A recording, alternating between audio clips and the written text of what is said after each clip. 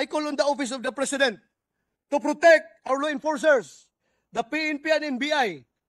Huwag po sana natin silang bigyan ng utos na maaring maglagay sa kanila sa alanganin. Hindi nyo sila utusan, hindi nyo sila pag-aari. Sila ay mga lingkod bayan at ang pananagutan nila ay sa sambayanan.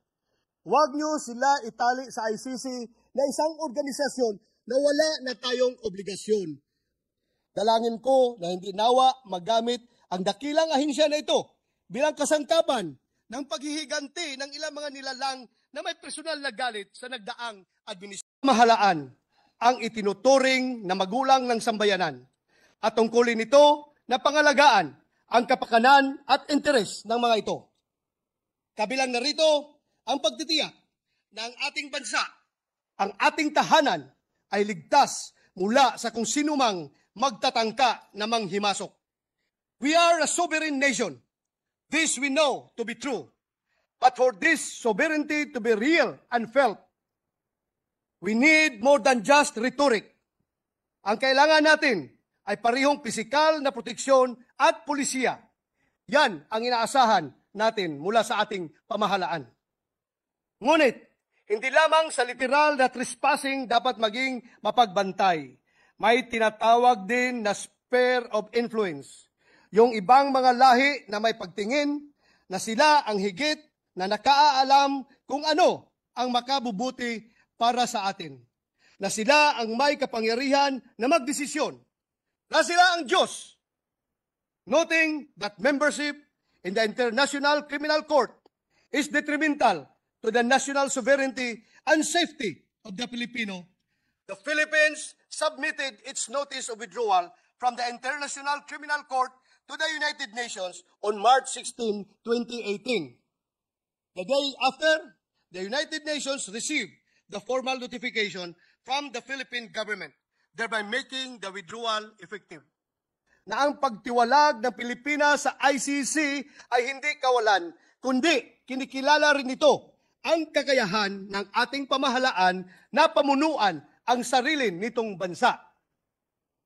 If the Supreme Court itself has declared that we can protect and promote human rights even without the ICC, in March this year, when asked about rejoining the International Criminal Court, President Bongbong Marcos said, it opens a Pandora's box. It's still those questions of jurisdiction and sovereignty. I haven't yet seen a sufficient answer for it. Until then, I do not recognize their jurisdiction in the Philippines. A month after President Marcos was asked if his administration will serve the ICC warrant of arrest if issued against former President Rodrigo Duterte, he answered, we don't recognize the warrant that they will send to us. That's no.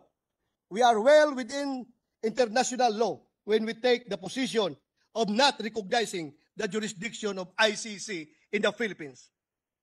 We were surprised by the recent pronouncement coming from the Secretary of Justice, Jesus Crispin Remulla, and Solicitor General Minardo Guibarra. Solicitor General Guibarra said, and I quote, the Philippines has no legal duty to lend any assistance to the ICC prosecutor in conducting his investigation. But the Philippine government cannot stop him from proceeding in any way he wants. End of quote. Meanwhile, Secretary Remulla's pronouncement was, and I quote, we are not in the business of blocking any movement of the Interpol unless a policy is laid out, which of course will go against our international commitments. End of quote. What is more troubling is when our Secretary of Justice declared that once an arrest warrant is issued, it's the Interpol's job to serve it. The pronouncements of those two executive officials are quite alarming. The Secretary of Justice is one of the many alter egos of the President, and the Solicitor General is the lawyer of the government. Are they challenging the policy set by the President? Mapanganib po ang mga pahayag ng ating Secretary of Justice sapagkat maaring makapagbigay ito ng mensahe sa ating mga kababayan na hindi kaya ng mismong DOJ na pangalagaan ang rule of law. Tila sinasabi rin na kung wala ang ICC, hindi tiyak na epesyente at epektibong nakakamit ng ating mga kababayan ang katarungan. Nakalulungkot din po na tila na hindi maingat ang Solicitor General sa kanyang mga unsolicited opinion. Inilalagay niya sa alanganin ang ating pamahalaan sa pamamagitan ng pangako nito na pag-aalalay sa ICC prosecutor na papasok sa ating bansa na ayon sa kanya ay legal duty. Sa ganito pong mga pagbibitiw ng commitment, nakukompromiso ang soberenya ng ating bansa. Kung hindi po ito isang konkretong halimbawa ng paggisa sa sariling mantika, ay iwan ko na lang. What will happen now if our law enforcers will implement a warrant of arrest not issued by a Philippine court against a Filipino citizen in the country? Attorney Harry Roque recently made a public remark on this issue. According to Attorney Harry Roque, the Interpol has no manpower to effect an arrest pursuant to warrant issued by a judicial body. As such, our law enforcement officers, such as the members of the Philippine National Police and the National Bureau of Investigation, may be asked to implement the warrant of arrest issued by the ICC. But according to him, since the Philippines is no longer a member of the ICC, we are no longer bound to follow the issuance of ICC, as it has no jurisdiction over us. He further claimed that if the PNP and other law enforcers implement the warrant issued by the ICC, those who will do so may be subjected to administrative and criminal liability. This is so because, according to our Constitution, the judicial power lies with the Supreme Court and those courts created by law. ICC was not established through a law, so there are no other courts other than the Philippine courts that should judge President Duterte's liability with respect to his involvement in the war on drugs. In case members of our law enforcement agencies will implement the warrant issued by the ICC and arrest former President Duterte in accordance with it, those law enforcers may be liable for the crime of illegal detention or serious illegal detention, depending on the period of detention. He claimed that there is no legal basis for our law enforcers to arrest a person based on a warrant not issued by our local courts. Further, he said that government officials who will allow the ICC in our country may also be liable as such. An act will be tantamount to graft and a culpable violation of the Constitution. I call on the legal luminaries of this august chamber to validate or invalidate the legal opinion made by Attorney Harry Roque, asserting our sovereignty and exclusive jurisdiction over the implementation of a warrant issued not by a Philippine court and yet against a Filipino citizen. If the claims of Attorney Harry Roque are legally sound, I call on the Office of the President to protect our law enforcers, the PNP and NBI. Huwag po sana natin silang bigyan ng utos na maaring maglagay sa kanila sa alanganin. Hayaan po sana natin silang maging malaya sa pagpapatupad ng kung anong nararapat ayon sa ating saligang batas. Hayaan po natin ang PNP na ipatupad ang kanilang mandato, ang kanilang sinumpaang tungkulin to serve and protect the people. Huwag po nating pahintulutan, gawin silang tau-tauhan ng kung sinuman, lalo na ng mga dayuhan para sa kanilang sariling mga interes or motibo. Naniniwala rin ako na taglay pa rin ng bawat kawani ng NBI mula sa pinakamataas hanggang sa pinakamababa ang nobility, bravery, integrity.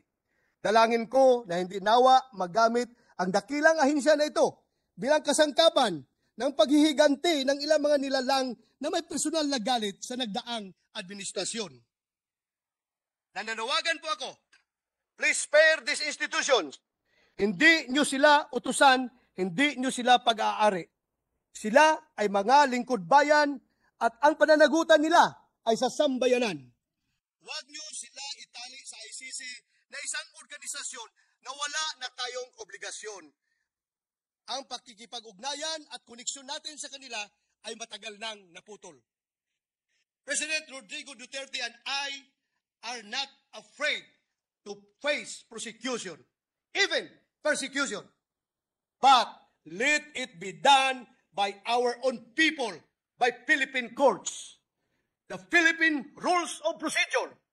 Ang pananagutan namin ay sa ating mga kababayan at hindi sa mga dayuhan. President Manuel L. Quezon once said that he would rather have a country run like hell by Filipinos. Gaano nga namang kasama ang tingin natin sa ating pamahalaan, ang mahalaga ay tayong mga Pilipino ang namumuno nito. After all, no matter how hellish it may feel, our sovereignty remains true. And in the name of that sovereignty, we can also change our destiny. Let us not sit back and watch others do it for us. Yun na siguro ang tunay na impyerno. I wish to end the way I began, with a call to protect our people. Everything else, a warrant of arrest, the ICC's jurisdiction, or refusal to offer cooperation, is simply an option of that primordial question.